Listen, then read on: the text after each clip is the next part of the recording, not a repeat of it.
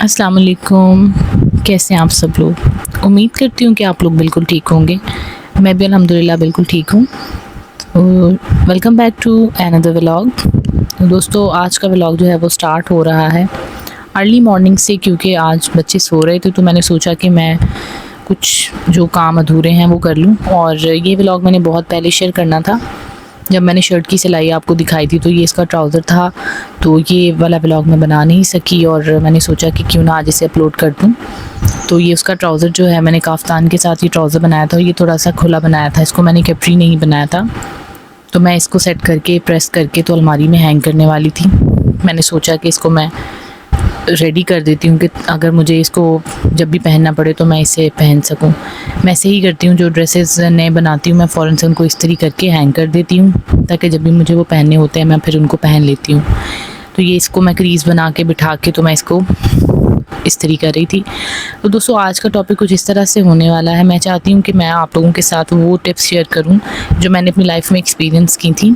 जब मेरी बड़ी बेटी थी तो उसके टाइम पर मैंने बहुत ज़्यादा वेट गेन कर लिया था, और छोटी की दफ़ा मैंने बहुत सारी ऐसी प्रिकॉशंस ली, बहुत सारी ऐसी रूटीन में चीज़ें ऐड की और आउट की जो कि मेरे लिए बहुत हेल्पफुल साबित हुई। तो मैं आप लोगों के साथ वो ज़रूर शेयर करूँगी। और उसके अलावा मैं आप लोगों को ये बताऊंगी कि मैंने क्या क्या ऐसा अपना रूटीन के अंदर चेंज लेकर आई, जिसकी वजह से मेरे जो वज़न है उसमें भी तेज़ी से कमी आई और साथ ही साथ मेरी हेल्थ भी बहुत ज़्यादा इम्प्रूव हुई।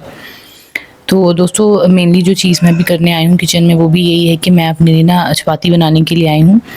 और मैं ना जौ की चपाती अपनी रूटीन में मैंने ऐड कर ली है, और मैं गंदम की चपाती नहीं खाती, क्योंकि उसकी एक तो वजह ये है कि उसमें बहुत ज़्यादा कार्ब्स होने की वजह से वो बहुत ज़्यादा जल्दी वज़न गेन भी करती है, और साथ ही साथ ये कि वो मुझे बहुत ज़्यादा ब्लोटिंग का इशू भी रहता है उसकी गंदम की वजह से। जब भी मैं जौ की रोटी खाती हूँ ना तो मुझे बहुत ज़्यादा एक्टिव और एनर्जेटिक सा फ़ील होता है, और साथ ही साथ जो है वो मुझे ब्लोटिंग का इशू भी नहीं रहता।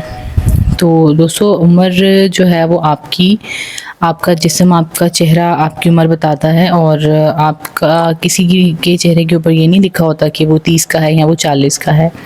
अक्सर लोगों को हम देखते हैं और हम कहते हैं कि जी लगता नहीं कि आपके बच्चे हैं, या लगता नहीं कि आपकी इतनी उम्र है।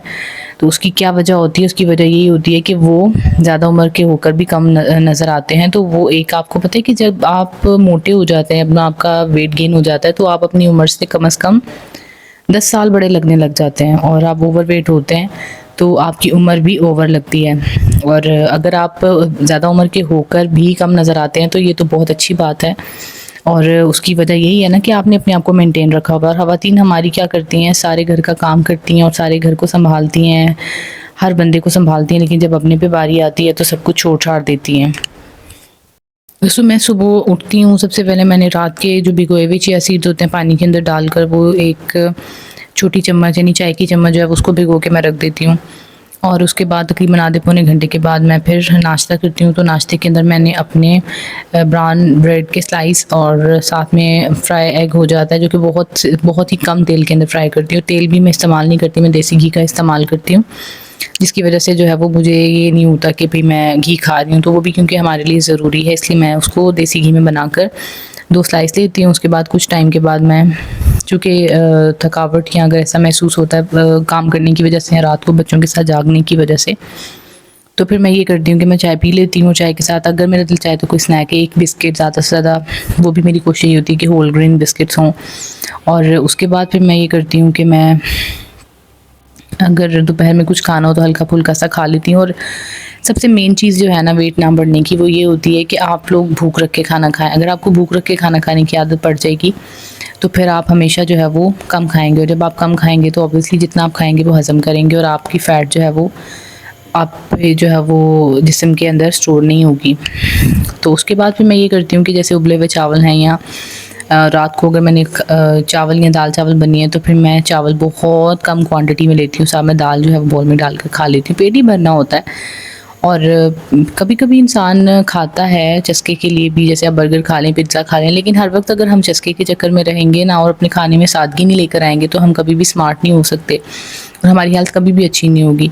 अपने जिस्म को इतना टाइम ज़रूर देना चाहिए कि वो पहले वाला खाना जो उसे हज़म कर सके, जो पहले वाला जो स्टोर्ड फैट है उसे हज़म कर सके, और हमारी बॉडी जो है वो उसको अंदर से साफ़ करे और हमारी गट हेल्थ को जो है वो बेहतर करे।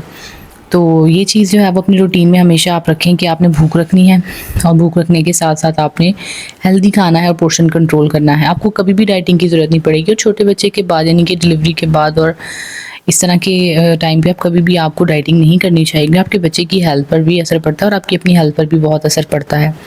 तो हमेशा यही कोशिश करें कि हेल्दी खाएँ, कम खाएँ, सुन्नत के मुताबिक खाएँ और पॉजिटिव चीज़ें खाएँ। यानी कि बजाय कि आपको भूख लगी है और आपने एक बेकरी का बिस्किट पकड़ के खा लिया, इससे बहुत बेहतर है कि आप कोई ब्राउन ब्रेड का स्लाइस ले लें, ताकि आपको खाया हुआ जो है वो आपका पेट तो भरे एटलीस्ट। ये ना हो कि एक बिस्किट खाने के बाद फिर से आपको भूख महसूस होने लग जाए और फिर से आप बिस्किट खा लें और या कोई ऐसी अनहेल्दी चीज़ खा लें, और उसके बाद फिर भी आपकी भूख नहीं मिट रही और फिर भी जो है वो आप क्या करती हैं, कुछ और खा लेती हैं और फिर आपको खाना भी खाना पड़ता है। तो फालतू चीज़ें खाने से बेहतर आप एक वो चीज़ खा लें जो आपका पेट भर दे, ताकि आपको इधर-उधर की चीज़ें ना खानी पड़ें। तो दोस्तों ये बाकी आपने मेरे रूटीन के काम भी साथ-साथ देखे। गंदे बर्तन पड़े हुए थे, रात के बर्तन भी मैंने साफ़ किए, और साथ ही साथ मैंने फिर उसके बाद ये किचन साफ़ करके तो मैं फिर अपने रूम में गई और फिर बच्चों को देखा और फिर हम सो गए। तो उम्मीद करती हूँ कि आपको मेरी ये वीडियो अच्छी लगी होगी और मेरा व्लॉग अच्छा लगा होगा। दोस्तों मेरे चैनल को सब्सक्राइब करके जाइएगा, और इंशाल्लाह आपसे मुलाकात होगी अगली वीडियो में। और आप लोगों के लिए इसी तरह की बहुत सारी होम रेमेडीज़, होम टिप्स और बहुत सारी ऐसी चीज़ें, बहुत सारी ऐसी एक्सपीरियंसेस शेयर करूँगी जो आपको बहुत अच्छे लगेंगे इंशाल्लाह अज़ीज़। तो ये मेरे लिए मेरे हस्बैंड ने दूध गर्म किया था, उन्होंने देखा कि मैं काफ़ी बिज़ी रही आज, और बिज़ी होने के साथ साथ फिर जो है वो मैंने काफ़ी सारी जो है वो लेट भी हो गए हम लोग, काफ़ी टाइम हो गया। तो मैंने इनको बोला कि मुझे ना बहुत थकावट सी महसूस हो रही है, तो इन्होंने कहा चले मैं आपको दूध गर्म करके देता हूँ, तो वो दूध पिएँ और आपको अच्छा फ़ील होगा। ये तो दोस्तों आपसे मुलाकात होगी इंशाल्लाह अगले व्लॉग में, तब तक के लिए अल्लाह हाफ़िज़।